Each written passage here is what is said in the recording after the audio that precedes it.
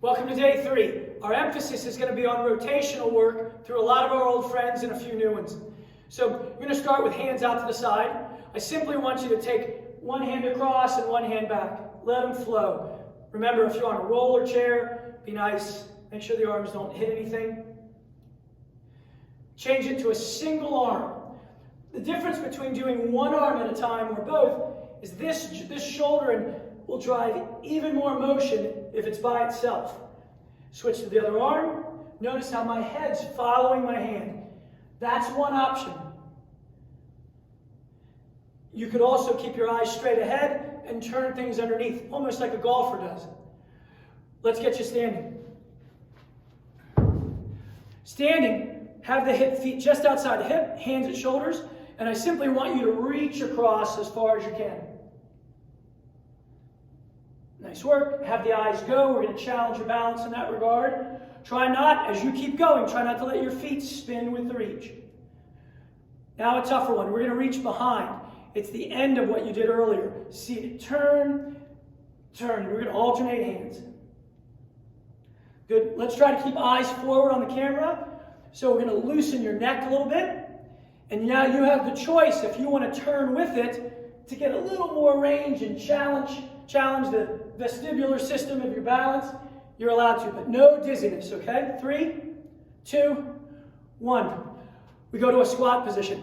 So start feet under your hips, toe them in a little bit. Right? So if the feet toe in a little bit, the knees should cave in a little bit. For some of you, as you start to squat, your knees will come close together. I don't want them to touch. Your toes aren't touching. We don't want the knees to get that close. If it bothers the knee, straighten them out a little bit. When in doubt, keep your big toes engaged on the floor. Not digging into the floor, but the ball of that big toes down. We toed them in. Let's change the position and toe them out. If you toe out 15 to 30 degrees, your knees go out in that direction too. Feels a little bit like a plie from ballet class in the old days, but don't go real deep. Stay solid in both feet. Only go where the joints are happy. We go back to a regular squat. And if your knees bother you, don't want to squat, just go as low as they're happy and hold that. But as you go downhill, you're going to rotate one direction. Rotate the other. As always, you've got the option of looking at the hands and getting a little more turn, or keeping the eyes straight ahead and loosening up the neck while getting a little less turn through the rest of the system. Good job. We're going to step. First day we stepped forward. Second day we stepped to the side. Now we're going to step out and turn out. Be careful of slippage. On your left foot, step out, turn out, come home. Step out, turn out, come home. Keep your trail foot nice and flat. Only step out as far as, it's like a Friday night, only go as far as you can get home from. Good, let's go to the other leg. Step out and toe out on your right leg, keeping your left foot flat on the floor. If you are standing on top of a clock, you're facing midnight, and you're going to step out towards 3 o'clock. Out and towards 3 o'clock. We go back to the first side, but we add an arm swing.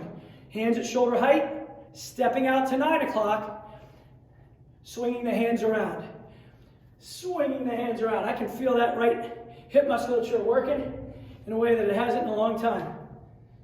Good job. Come home. I recommend third gear speed, especially if you have any risk of slipping on the floor.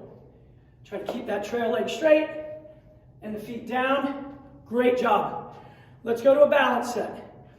Stand on that first leg, your left. Tiptoe touch next door, that kickstand. We're going to use the arms to challenge the balance. Your stance leg has a little bend in it. Hands here.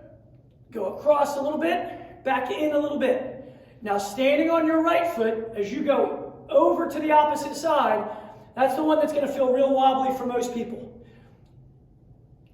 Temper your range of motion to suit you. We want successful movement. That's what's going to help your body move better, get fitter and stronger. We don't want you wobbling and falling on every rep.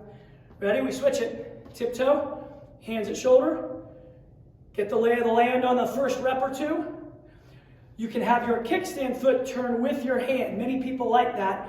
It feels more fluid, and it keeps you light on that foot. You should feel the arch in your stance foot going downhill as you go opposite side, come uphill as you turn to the same side. Don't go too far. 3, 2, 1. Fantastic.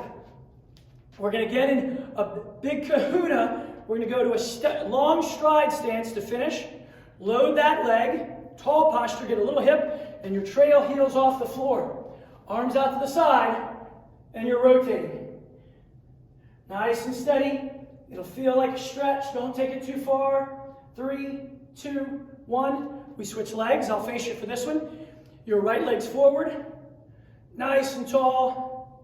Try to keep that back leg real straight. Be heavy in that front one. Bend it. Both feet are on the ground. 3, 2, 1. Superb. Good job on finishing day 3. Now at this point, I'll offer you a little homework challenge. If you have a day where you miss one of them, you can always go back and do the recording, but you could also start to stack the workouts together. So you could go workout 1, 2, and 3, very similar exercises, just taken in different directions. It'll make even more sense to you upon second blush, but give it a shot if you want a little bit more volume as we go through the week. Take care.